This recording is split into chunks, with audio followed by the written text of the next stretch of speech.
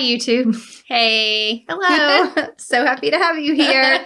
We do prefer if you listen, but if you like video, That's why it's here. you can look at the side of our face. Because we are getting some subscribers on there. People like the YouTube, but I think still maybe you guys can comment on this video. Tell me if you actually watch us or if you're just on YouTube, but you're listening only. Yeah. Do you know what I mean? Right. Like, Just are it's you background noise? Yeah, I would love to know. That's a your good point. That's your behind the scenes for today. Yeah. Let us know. Let us know. And you get to see what we're drinking, what we're wearing. Like, it's a whole thing. Yeah. It's totally different than actually on the show. I know. Okay. I think one day we'll be glad we videoed everything. That's what Gary Vee says. That's why it's there. It is here for you. It's here for you. Okay. Hi, y'all. Welcome to Hustle Humbly. It's Alyssa and Katy, and we are two top producing realtors in the Baton Rouge market. We work for two different companies where we should be competitors, but we have chosen community over competition. The goal of our podcast is to encourage you to find your own way in business. So stop comparing yourself and start embracing your strengths. Hi, Alyssa. Hey, Katy. This is episode 81. Perfect. Awesome. And we're going to talk about, is it time for an assistant? Yes. Or maybe just we're going to see what happens. We're going to give our disclaimer because this is our podcast. Hey, people, guess what? This is our podcast. And we are solo agents. We're just solo agents. And in the past, anytime we have said anything about why we enjoy being solo agents. Agree. We get some messages. Uh-huh. And we are not against teams. Nope. We just are not on a team. I would like to say the mission of the podcast is to help you find your way in business. Right. So our way is solo agents. That's what we are. With an occasional assistant. Yeah. We are not. And I think what I wanted to make sure that we said, what I think is true for both of us is, for the same reason we're not looking to become brokers, we're not trying to build teams. We don't want to manage people. Like, that's not right. That's not what we want to do. Like, our goal is our clients. Right. And I think that what has happened in the industry over time is that it's just become like this foregone conclusion. You get successful, and sometimes you just do it straight away from the beginning. You build a team, you become a broker. That's the only path. And I think what we're here to say is you can have a different path. Yeah. You can have a path that includes you being a solo agent and having whatever maybe support you need that isn't necessarily that structure. Mm-hmm. It's kind of funny because I'm in I'm a Dave Ramsey endorsed realtor. Mm-hmm. So once a month I do have to have a mastermind call. Okay. But they put you in groups based on how many houses you sell. Okay. But I am a solo agent in a group that is mostly teams. Because of your volume. Because of your volume. And we had to bring to our last mastermind what our goal was entering 2021. Okay. And I was the only one that had improving my follow-up systems and being more consistent, blah, blah, blah. Every other person had adding more people to their team and recruiting as part of their goal.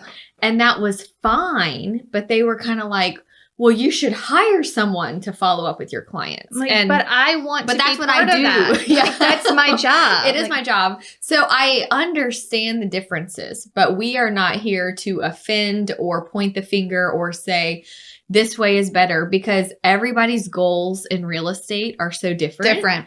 And how you operate your business is so you can achieve your personal financial, family, fun life, retirement, whatever. I think that we want to give people permission to choose whatever path they want to be on. So by no means do we want to alienate someone who is on a team. However, we can only talk to what we know. Yes. Unless we bring on someone else as a guest, like interviewee. But we only know how to be solo agents. Now, all that being said, I will tell you my path with assistants, and I did end up with a buyer's agent at some point. Yeah. So quite technically, I have had a team before. So today we are here to talk about our evolution in real estate, because I've been in it 10 years. Yep. You're 15. Yep. And so we've tried things that have worked and haven't worked. I feel like we're both at a place where we're very happy with where we are. Yeah. So it's working. What was your evolution? Okay.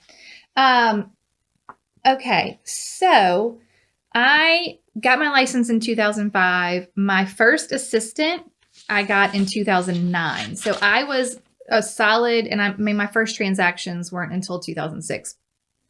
So I was a solid 3 years in before I ever had an assistant. I was solo then only. I didn't, I wasn't like a buyer's agent on a team or anything. I was just by myself doing my thing. And the year that I got an assistant was 2009. Of note, also the year that I was pregnant and then had a child at the very end of 2009. But look, it's been a minute. I mean, it's been 11 years since then, 10, 12 years. I didn't hire the assistant at that time because I needed more help. I wanted to add to my website and have SEO pages to get online leads. Okay. And I needed a person to actually institute that process. So it was more like they came on because I was working on a project. Sure. And then they sort of took on a little bit more day to day. And at that point, it was really only 10 hours a week. I shared the assistant with another agent in my office who we were not affiliated in any other way other than we shared the assistant for time. Like she would work 10 hours for them, 10 hours for me. There's all sorts of weird things to navigate with that. Like, how do you keep time? How do you know if you're working on one person or the other? Mm-hmm. So I thought it was helpful because it's hard to find someone to hire for 10 hours. Right. But 20 hours is a little bit more respectable as far as a part-time job, right? Yes. So it's easier to find someone that way. Our very first one came from LSU's Career Services Department. You can advertise at your local university. They actually were doing it as a paid internship. So I think she was in a marketing program. That's neat. It was very great. So we could advertise the position there. We got someone who also got some college credit for working for us. They did, like I said, SEO work and then database entry and things that were more project-y. Yes. And then we went through lots of turn. Mm-hmm. So even the agent who I shared that assistant with, we maybe had a shared assistant for a couple of years and then she moved to a different brokerage. Our assistants, they're always turning. Right. Because we weren't paying a lot of money and it's a part-time job. So if you're getting a college kid, then they're going to move on when they finish college. Well, I think that was always part of my fear is that anytime you lose someone, I don't want to feel like this huge burden to start over. Right. And that's one of the challenges of having an assistant is the hiring, the time it takes to find someone and the training. It's very difficult. And so if you're constantly having turn, you're constantly having to do that. Mm-hmm. Okay. So we'll get back to you in a second. So I had those, we went through turn pretty much all the time. I would have an assistant. It was always about 10 hours a week at that point. In 2014 and to 2015 is when I got Rebecca. Shout out, Rebecca. Love you. She and another agent, a different agent in my office, shared her. She was actually a personal friend or a family friend of the other agent. So she came on as our assistant again while she was in college. She decided to get her real estate license. And then we sort of fell into being on this team, right? So she was our assistant. She got her license, was working as a buyer's agent for the both of us. Still not structured as a team. If I gave her a lead, then I would get, some part of the commission. If the other agent gave her a lead, you can that's the thing about real estate. You can structure it any way you want. Mm-hmm. You could have a single buyer's agent, just you and a buyer's agent. That's it. You could have a showing agent. You could have, a partnership where you're both doing exactly the same thing, but you take over for each other's business if you need. You could have a team with a whole slew of buyer's agents. Mm-hmm. There's just so many ways. So she was working with and for both of us. And so really in that time period, she transitioned to, an agent. Then I didn't have an assistant. And in 2016, I hired my very first full-time assistant. Okay. She worked 30 to 35 hours for just me. Whoa. It was glorious. She was amazing. She was so on top of it. She got up in the morning and she came into the office and she just worked for me. So she would do projects and follow-ups and not follow-ups with my clients, but she created my LLC. She did all this stuff like really set up my business for success. This was the time frame when I put email templates into place. It was the time frame when I really honed in on my standards of practice and my systems. She was just part of that. Well, she was so good. I knew she wouldn't last for long. I mean, I still, again, couldn't pay a lot. I think maybe $10 to $12 an hour. Yeah. But she lasted 5 months, and then she got a better full-time gig, right? Okay. That paid more. And she's still there, I think, and very happy. And I was very happy for her. But when she left, there was one more assistant. Okay. Just one. Summer of 2016 through April of 2017. And this time, so every time I would try something different, right? Well, college kid didn't work because they constantly turn, or, this or that. I was like, I want to try a mom, like someone whose kids are at school, like they just want something to do from 9 to 3 or 9 to 2. Let's give that a go. Okay. So again, another agent in my office, I went back to the split. I'm like, well, I've got all this stuff set in place now. Yeah. Once you set up your systems, you don't need someone 30 hours, depending on how many transactions you're doing. Yeah. So this one I shared again with another agent in my office. And it worked out until about, like I said, it was almost a year she was there. And then she left to get a more full-time job, because that still was a part-time job. Sure. And that was it. But what coincided with her leaving, so that was April of 2017 when she left. So it's the last time I've had an assistant. Okay. In August of 2017, both of my kids were in full-time school. That's great. They were in daycare before, but that having them in big school coupled with all of my systems in place has really been like, I just didn't need it. Right. Okay. So tell me your assistant journey story. Let's preface this by saying on episode number 4 of the show, when we interview Matt, there's a lot of laughter and giggles about how you were trying to hide the fact that you had an assistant. So I want you to back up and tell us why. So I feel like, okay, real estate has always just been my thing. It has come naturally to me. I'm very systematic. So I just felt like handling the volume has always come more naturally to me than others I have spoken to. Yeah. I don't get as stressed or frazzled by the volume as other agents do. And I don't know if it's just like a mindset thing, as well as just the fact that I keep everything so simple that I don't have fluff to feel overwhelmed by. Right. Because I'm like, you're not adding anything extra. Nothing. Yeah. Hardly anything. Right. The podcast is the most time consuming. This is the most extra you've ever been. Yes. And it's been fine because it's kind of also become like my outlet. Yeah. So it's been well, you eliminated all those coffee dates. So. Yes, I eliminated some things, but anyways, I'm trying to think. So I would say around year 5 or 6, probably around year 6, I was thinking, okay, I'm really not that good at social media. Okay. I'm really not that good at, I feel like I'm doing a good job, but there are things that I just don't enjoy doing that maybe if I had someone, and this was also like database entry stuff. And our company had gotten a new platform that you put your clients in and they get cool reports. And I had no desire to do those things. Right.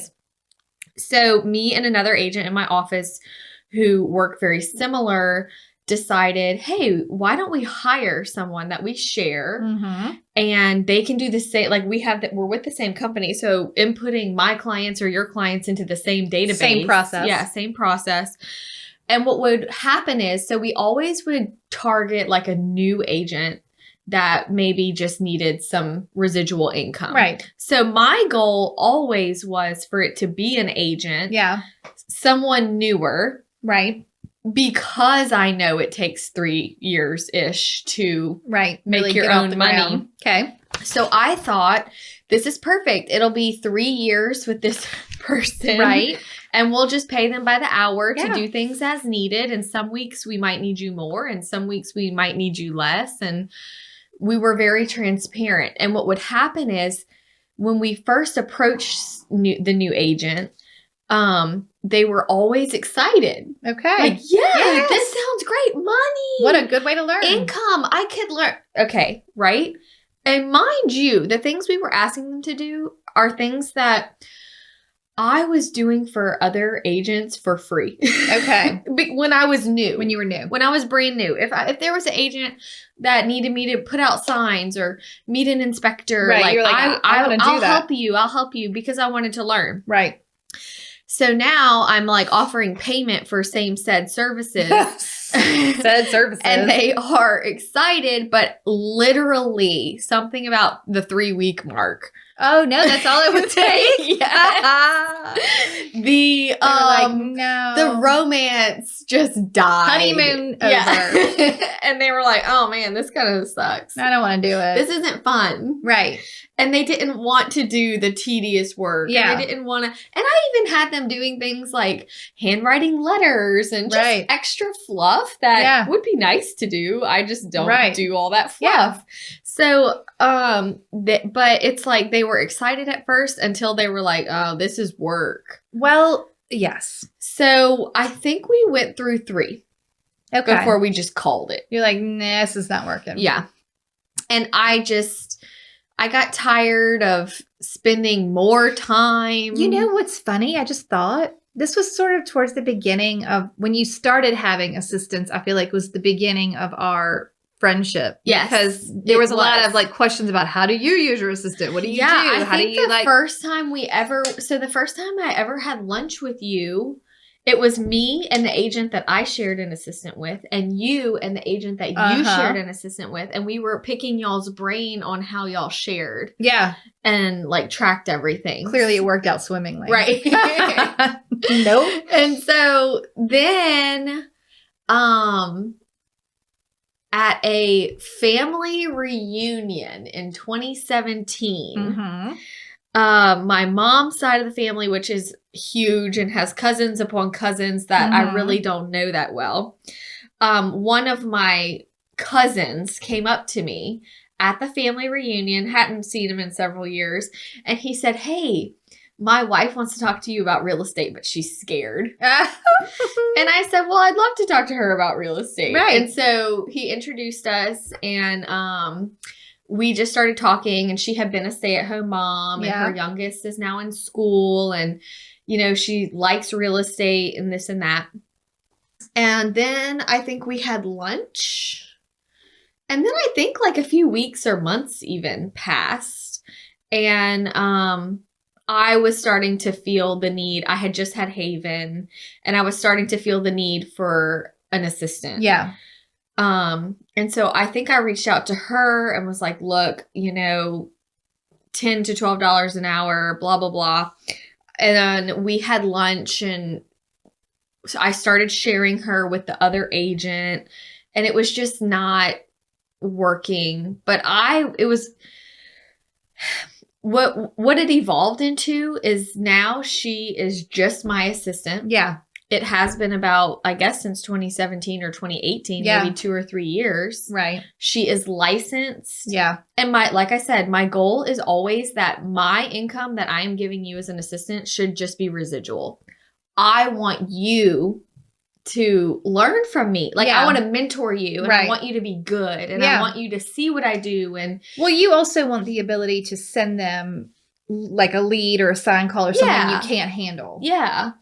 And she has closed some leads and sign calls and things like that I have sent her.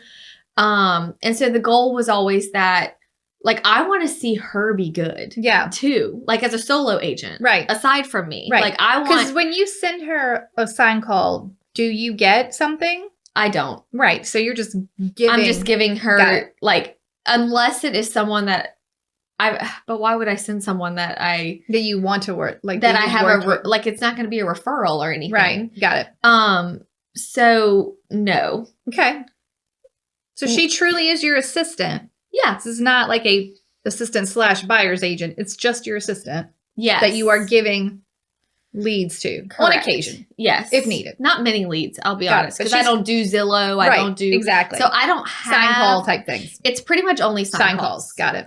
Or like the occasional realtor.com email, I'll just forward them to her. Yeah. And she calls them. Got it.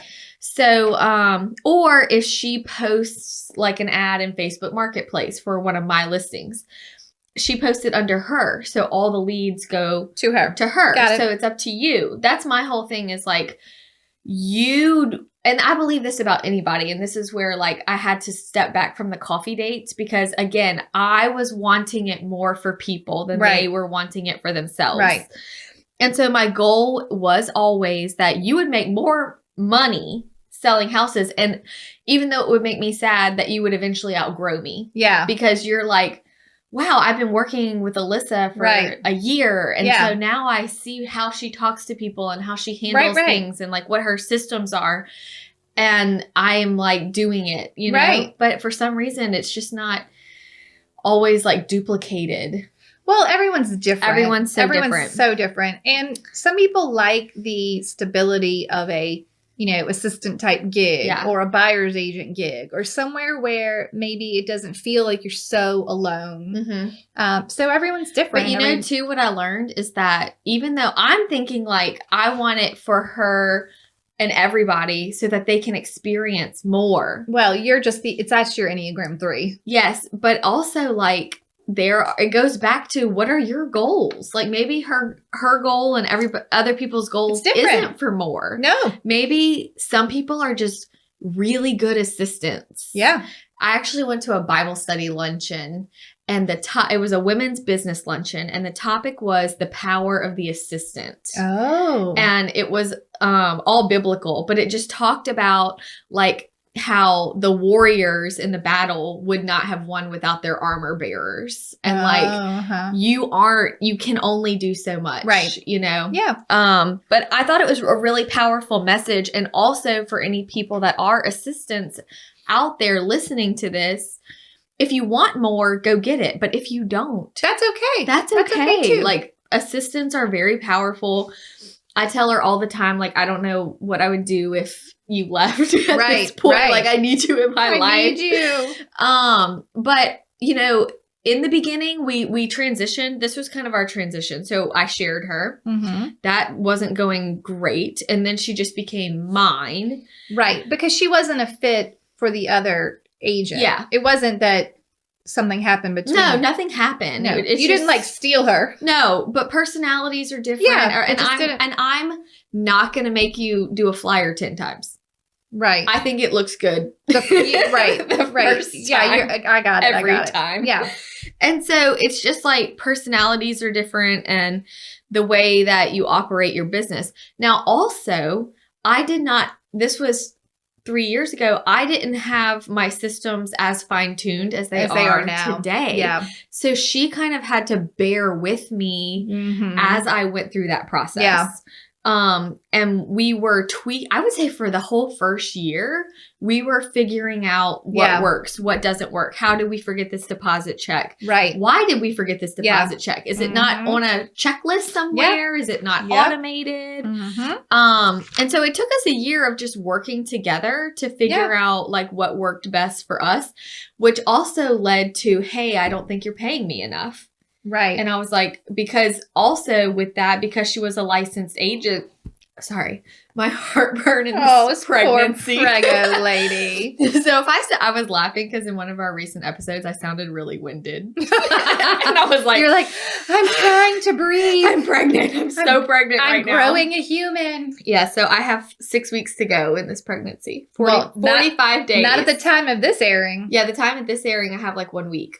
There you go. You really can't breathe at the time of this airing. So anyways, but yes, so since she was a licensed agent, I never let her like go meet clients unless I was out of town and needed a house shown.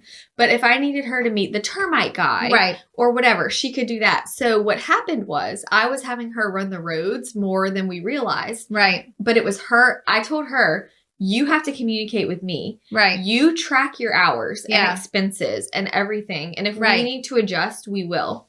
So over the course of the years, we have made adjustments where needed. Well, I think that's fair. Yeah, but I did put that on her. Yeah. As we grew together, I realized there are things that she is not good at. Yeah. Like there are some things that like I cannot make her email stay as clean as mine is all the time. And things will sit there longer than I like them to. Or I feel like, I want things done more efficiently. Like she is amazing at being here, being there, doing like very task oriented. Yeah. When it comes to being like proactive and remembering things, we were struggling. Yeah. I didn't want to lose her. And I also didn't want to hire somebody else. So I was thinking about what to do. And a mom in my Bible study, stay-at-home mom. Well, I think she had a job that she worked like a desk 1 or 2 days a week. Okay. While her kids were in Mother's Day out or something. But she said, oh, well, I'm like great with the computer and I'm home. So I would love to do something like work. Do some computer. And she's not licensed. She's not in real estate. But she said, I do like real estate and I would like to. Great. So I hired her, and it's nice because I pay her less, which saves me a little bit of money because I'm taking hours away from my other assistant. So I'm not having to pay her so much. Right. I'm paying less for the same work. And she gets more time to run her business. Yeah, she can focus on her business. I'm taking things off of her plate that she didn't enjoy. Right. That were sucking her time. Got it. We joke that like I hired an assistant for my assistant. Is how I felt. That's funny. Yeah. And so, Sarah is not licensed and she is a mom and she does have another part-time job, but this is just, I just email her paperwork and she files them in my SkySlope where they go. Right. She also, when I submit a finalized repair request, highlights as we receive receipts. That's amazing. On either side. Right. So she sets alarms. I don't know really what her system is, but she's making it sharp. Great. Usually within like 10, 12 days of closing, I get an email from her saying, hey, this closing is in 12 days. We're still missing these receipts. Oh, I love it. And I'm like, oh, this is glorious. That is glorious. So just behind the scenes stuff. Yeah, I like it. I wasn't good at it. And then I learned and then Whitney, my other assistant, like I said, she's very good at like task oriented. She also just has like the creative brain. Yeah. So staging. Right. She's great with that. Yes. Meeting the photographer and making sure that the windows are open and the lamps are on and that it looks good. I mean, there are times where she's like, Alyssa, you have to redo this flyer. And I'm like, oh man, fine. She has the eye for detail where I'm like, it looks fine. It's good. It's all good. Yeah. I love it. So that is where I'm at right now. Right now I have Whitney and Sarah.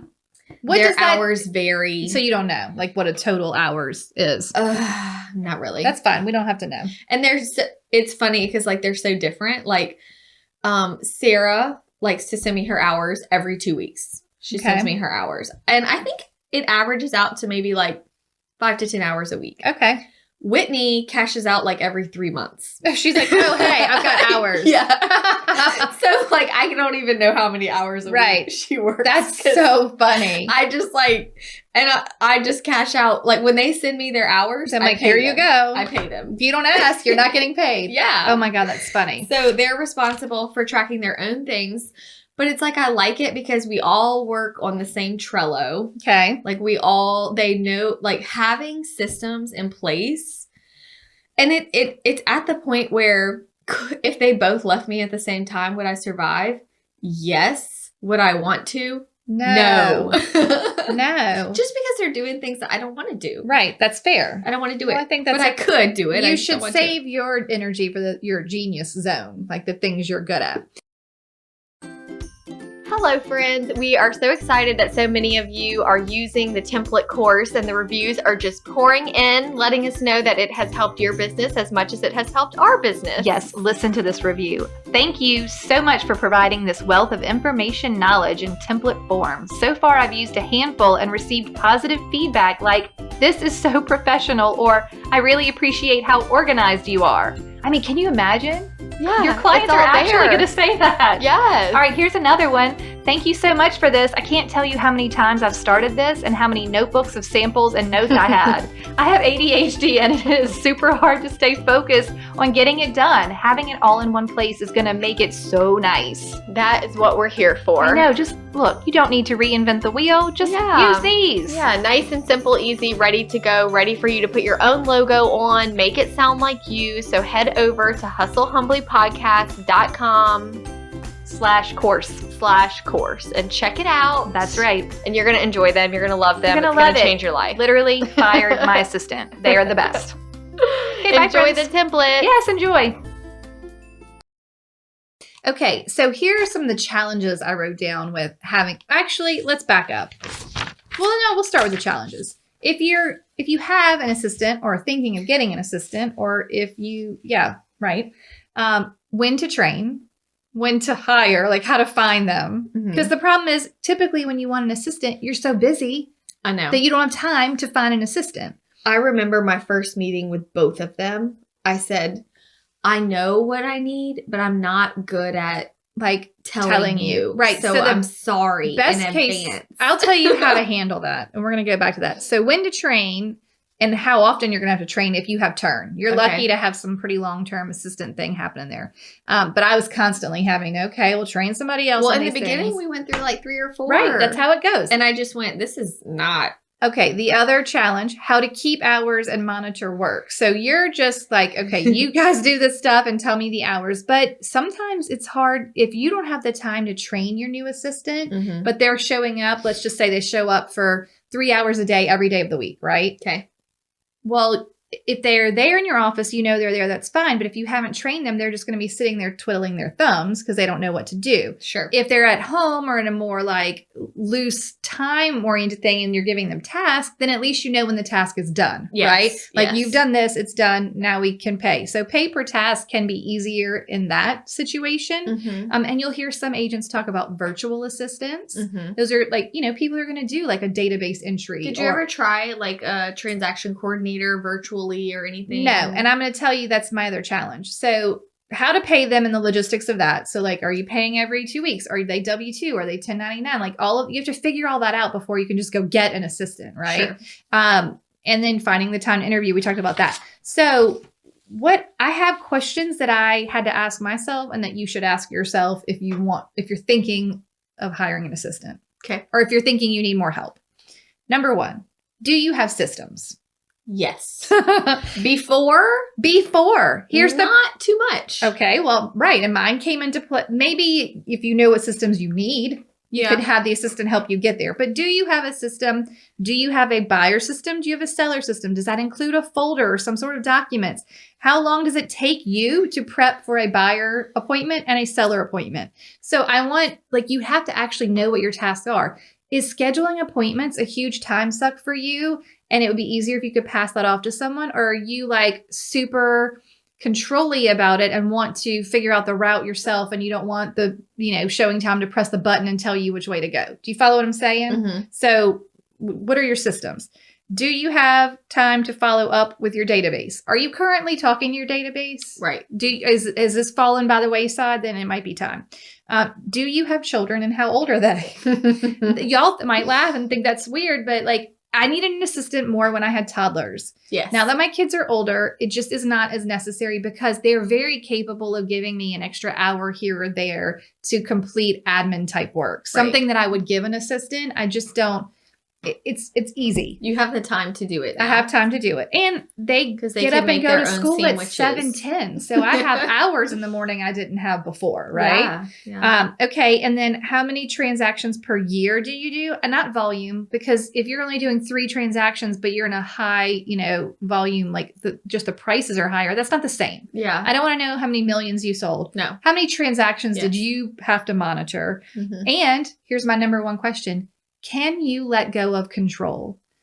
Don't kid yourself into thinking that you are just automatically going to be able to give up all the things that you're currently doing in your business. You need a workflow for buyers and you need a workflow for sellers. And then I want you to look at the workflow and say, I don't have to be the one that collects the receipts for repairs. Okay. I don't have to be the one that inputs my MLS listing. Sure. I don't have to be, but maybe you need to be the one that just goes back and double checks that. Or I don't have to be the one that, enters them into the database. But you have to trust your assistant and you have to let go. Like if you're not able to give up that control, and that was always a struggle for me because I wanted to type in my listing myself because it took me more time to fill out the paperwork, hand it to my receptionist at the office who did that.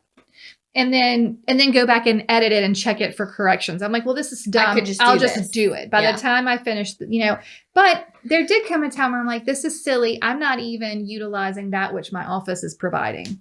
Right. So we had a, admin at the front desk of our office that input MLS listings that would upload, a document to your .loop or do something like that. So if you have things that are available to you that you're not even utilizing now, start there. Yes. Start there. What does your office offer you? What can they do for you before you have to go all the way to let me find someone, hire them, train them, pay them, figure all this out. It's a lot to figure out. It always overwhelmed me, like made me feel like I was reinventing the wheel. Like I had to put this chaos in my brain onto paper so that I could invite somebody else in to understand it. Well, right. And that's why if you don't have a workflow, if you have a solid workflow that like a literal checklist that you go through beginning to end of buyers and beginning to end of sellers, it's very easy to look at it and be like, here are the 10 tasks I can give to someone else. It's very, very easy. Yeah. If you don't have a clue what you're doing and you reinvent the wheel every transaction, then it's going to be really tough to figure out what to give an assistant. And then you're paying them to not do what you need done. Right. And it's not going to help you. Any other thoughts on that? Okay. Cause I had my workflow notes on here. Okay. And I also think assistants are very useful in large scale projects that you are like, I need my database set up from scratch. It's not done. Or, I'm switching CRMs and I need someone to actually do the, that tiny work, that detail work. I think that one of the other things I wanted to mention is the use of the word leverage. It's a very I don't know, hot word in real estate right now. I feel like I hear the word leverage a lot. If you're not leveraging, you're losing. Well, you've got to leverage your business. Or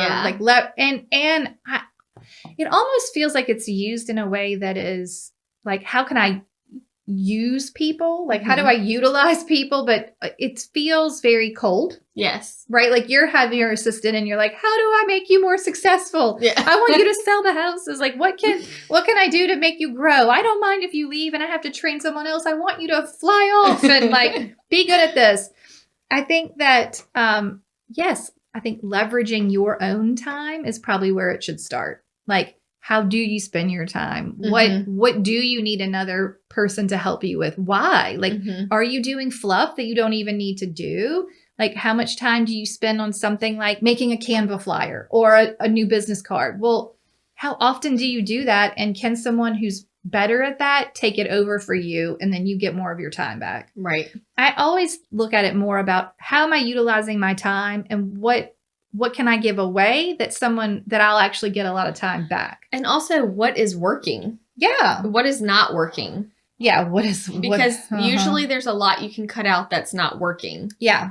And I was always distracted by the shiny things that people told me I should be doing or that I saw other agents doing. And there were things that I thought, now that I have an assistant, I'll get them to do those things. And then I would say, those things don't even work. You're like, this isn't even important to my I'm business. like paying for someone to do this. So we would like cut it out, But I think that it does not have to be so complicated. No. But it has become that way. Yes. I think the industry is pushing us all to feel like we need to do it the same. Right. Or at least that's how it feels. Like, because what you see out there and the loudest voices are similar, it just feels like, oh, there isn't space for you to be a solo agent. There's an agent in our marketplace who I'm friends with. And every time I see them, they say, you haven't hired a agent to be your partner yet. Like, you haven't basically started the beginning of a team. Right. Your life could be so much this. And I'm like, you don't even know my life. Right. My life feels fine. My life feels fine. Like, I watched Netflix today and I took happy. a nap and I'm still working and I pick up my kids from school and I'm, you know what I mean? Right. Like, but it's almost like you just have to be careful of the people out there that tell you what you need for yourself. And that there's only there's only one way. But the truth that I have found over the years from people who have tried to recruit me, from people who have tried to tell me that this is the way, the truth, and the light. Right, the way. is that they are so scared that there might be a better way. Please retell us the story of the panel. When you were on the panel with the other top producers, I don't even remember the name of the panel, and they were basically using you as the example of why being a solo agent doesn't work. Yes, which I did not know going into that. Right. You signed on, you got duped a little bit. I got invited to speak on a panel, and the message was very nice. It said, Alyssa, we are doing a panel of top producing agents.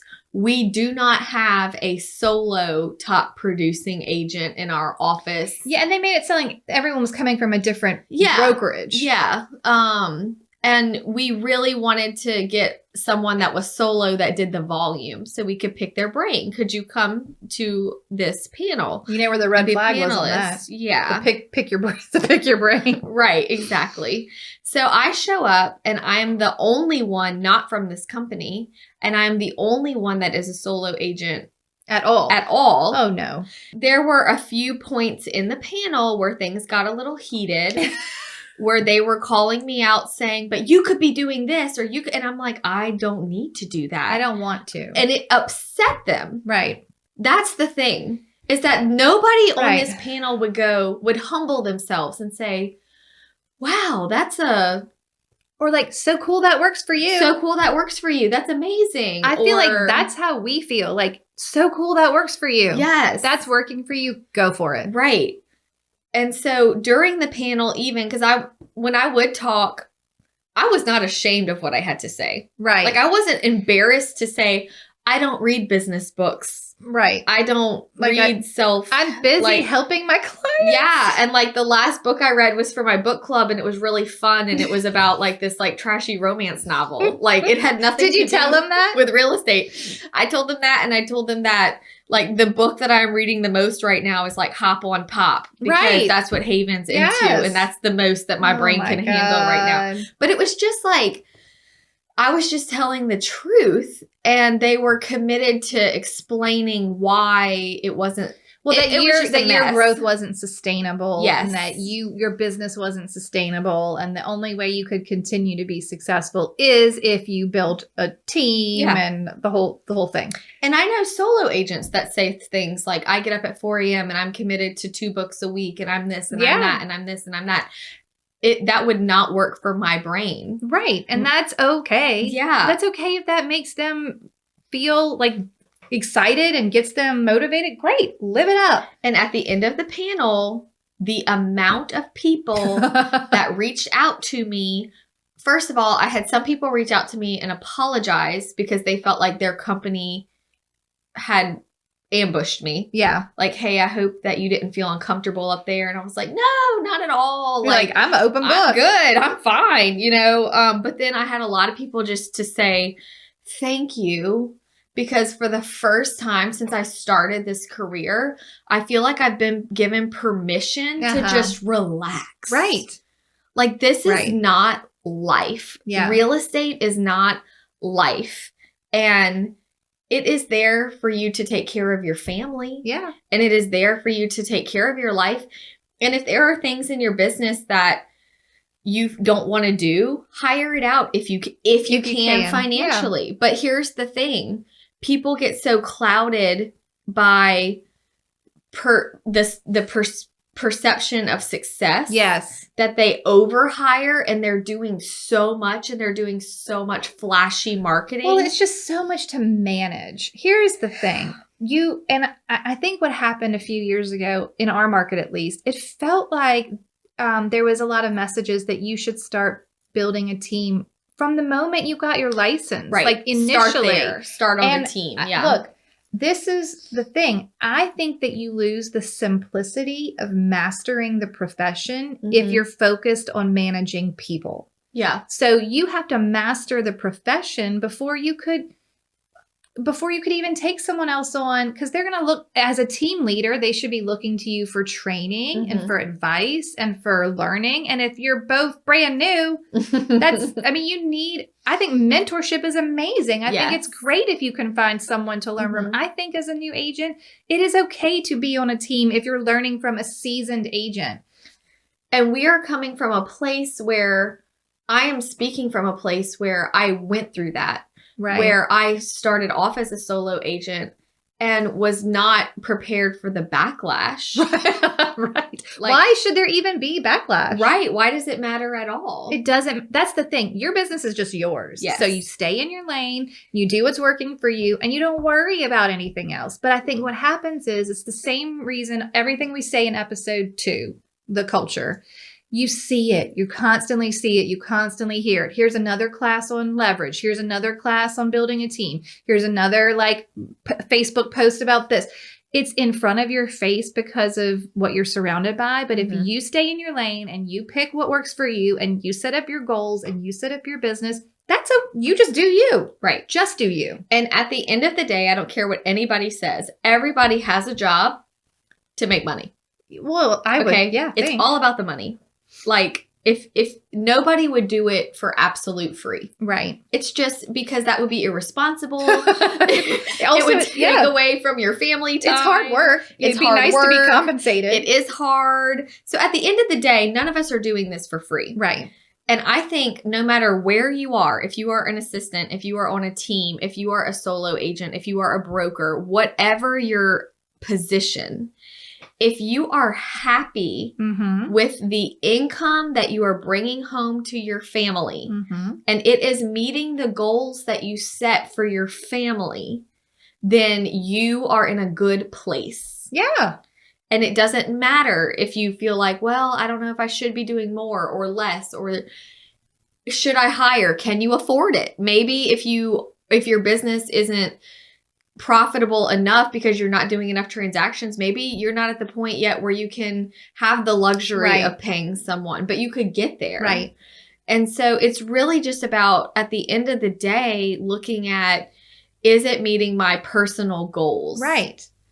And it doesn't, when you just said that, it made me think. It's funny because I love my business. I love my clients. I love what I do. But I did feel a pull to do more. And I felt confused by that because I didn't feel a desire to have a team or be a broker. Sure. So then how do you do more? And that's what the podcast is born out of. Yeah. I had a feeling like I have some space in my life for more. I think I would like to give back to the community in some way. And that's really what that was born out of. So there isn't just one path. No. When you get to like a successful point or a place where you have space that you're like, maybe I do want to do more.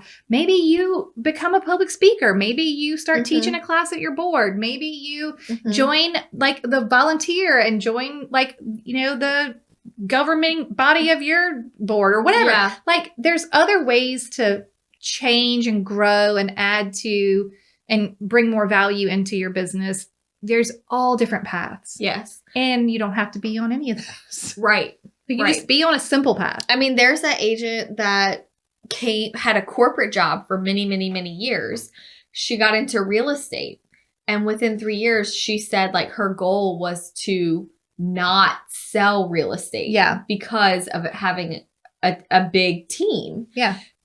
And that is her corporate background. Like she doesn't have the brain of like, that's not what she wants. Her goal was never to be a buyer and seller, buyer and seller, and buyer maybe, and seller. And she probably loves managing people. She does. She loves training people. So she left corporate America to take her corporate leadership skills to running and managing a team. I think that's amazing. That's what she wanted to do. Yeah. That's fine. Yeah. It's all fine. Yeah. We're just saying it's all fine. Do whichever thing you need to do. But I also think it is important not to get sucked into hype. Yeah. And to really evaluate, what am I being paid? Mm-hmm. Is this fair? Right. Can I afford an assistant? Yeah. If I can't, what do I need to do to get to a point where that is a good financial decision for me? Right. Because the agents that do, 5 to 10 transactions a year and have an assistant or a transaction coordinator, I personally don't always see how the numbers work. Yeah. Financially. Right. I'm a very money-driven person. Right. Well, that's a good way to be. That's how I measure. It is a business. Yeah. At the end of the day, it's a business. I've shared that story before about the conference I went to. What? And it was this huge room. And the speaker was like, okay, I want y'all to just shout out, why are you in real estate? And you hear from the top, I love people. Uh-huh. And then you hear I love houses and to help and to serve. And someone goes, for the money. And everyone started clapping. Yeah. And the speaker goes, thank you for being honest. Yeah. Because that is the truth. Right. All those other things can also be true. Yes. But this is your job. No, that was the original reason I got into real estate. Not the money in a weird, greedy way. Yeah. I wanted to be financially compensated for how hard I worked. I wanted to find a career that wasn't like where I was in a salaried retail management position where I knew I was a hard worker. If I work hard, can I be compensated better? Right. I want to be able to be compensated for my hard work. All of that other stuff ended up being nice little bonuses, right? Yes. I do love people. I do love houses. Yes. I do Great. It all worked out great. Right. But if I was not being paid. Right. Then I would just go lie on a beach somewhere. And it's okay to say that. Agree. It is okay to say, I have a job. Right. So that I can have income. Yes. What other job is ashamed to say that? No, I mean, that's every the whole point. other job, they start off talking about salary. Yeah. They start off talking about money. I am not uncomfortable talking about money, but I have learned even through having assistants and even through this or that, people are very uncomfortable talking about money. Mm-hmm. There's some shame, there's some guilt, there's some worthiness associated with that. But it is okay to question the money. Yeah. And to do the math. Well, and take a pause and evaluate your business. Yeah. See what is not working. Trim the fat of your finances. Maybe you don't and your need to business. spend all that money on advertising on that park bench. I do believe that me paying my assistants has increased my income. Yeah. So, and I track that. Yeah. So I think that but if you're not tracking, if you're just living off of inspiration and motivational quotes, right, it's not going to last. No. And that this is a business and you need to treat it like a business and make sure that you're doing the right thing for you at the right time. Yeah. And hiring an assistant is a business decision. Yes. It should not be influenced by random messages. No. In the industry. Yeah. I love that. Yeah. That really was a long and delightful chat really hit home about assistants, because we're really passionate that you are doing it in a way that meets your family goals. Yeah, and works for you. Yeah. On my Dave Ramsey mastermind, this girl said he was like, let's start off by talking about things you have coming up that you're excited about. Oh gosh. I was like, well, I'm giving birth in 45 days. I gotta only be excited about that. Yeah. That's all I have on the horizon right now. And this girl said, I am leaving in March to work from Barbados. Oh my gosh. For 6 weeks. Wow. And she said, I am nervous, but my team is at a really good place where they can handle it Uh-huh. while I am working from a computer for 6 weeks. Uh-huh. And I was kind of like, wow, that's amazing. That is amazing. And there's and then you think, if I really wanted to make that work, I could find a way. Yeah. I'm not going to. No. But I could. You could, But you there's really wanted to. 6 weeks is a long time.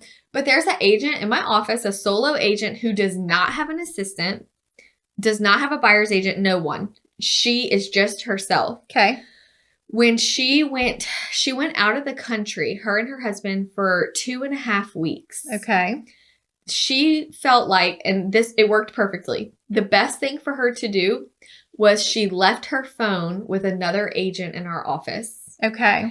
And he was her assistant for 2.5 weeks. Okay. He could communicate with her via email. Uh-huh.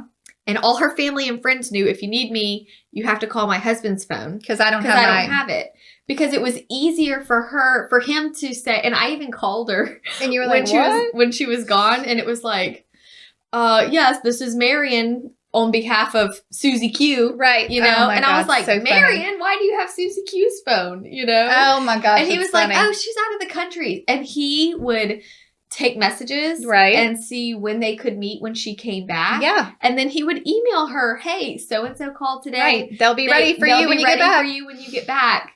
But it was just like, you didn't have to have this big Right. production to make. Like, if yeah. you want to make something work, You it may can. take some planning. Right. But you can make it work. That's amazing. Isn't that cool? I love it. Can you imagine? Could you leave your phone with someone? Oh, I don't know. Not today. Maybe. I don't know. I don't know either. It would require some real restraint on my behalf. Yes. I feel like, though, it could be like a good challenge. I don't think I could jump into 2.5 weeks. No, that's hard. But I feel like maybe for like a 10-day or a week long. Okay. Just be like, I gotta go. Yeah. To just say, I'm leaving it with you. That sounds very freeing. I know. Right? And then just check in your email at the end of the day to see if anybody needs anything. Right. And she said, I had no problem at the end of the day, pour myself a glass of wine, going through my email for about 30 minutes. Just figure to it all see, out. You That's know? like when you were in Australia. Yeah. It Yeah. was great. Oh my gosh. Amazing. So okay. crazy. Let's toast somebody. Okay. Okay. Today's toast comes to us from Naomi Tiddark. Who knows if I gave that any correctness, but Naomi is in the Dallas-Fort Worth area. Okay. I know you love to know where they are. Mm-hmm. And today, Naomi is toasting to Sherry Lewis. She says, this is what Naomi says, I wanted to send a toast to my fellow agent in my office who I recently shared the podcast with. She absolutely loved it. And I just wanted her to be surprised when she hears her name on the show. Surprise, Sherry. You're the toast. We're talking about you on Hustle Humbly. Okay. Her name is Sherry Lewis, who literally is the sweetest, most kindest person there is. Her nickname in the office is Sweets. I'm a newer agent, and she's swept me under her wing since day one and has been a blessing and a great mentor friend ever since when she didn't have to. There is no mentorship or training in our office, which makes me even more grateful.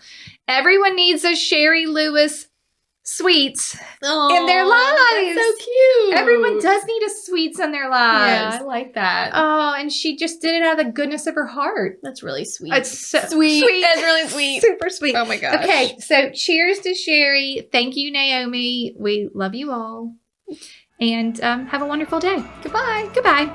Thank you so much for tuning in to the Hustle Humbly podcast. Let us know who we should toast to for the next episode. Be sure to follow us on Facebook and Instagram at Hustle Humbly Podcast. If you have an episode, topic, or question, please email us at hustlehumblypodcast@gmail.com. Be sure to subscribe to the podcast and leave a review. See you next week. Bye. This is the good life.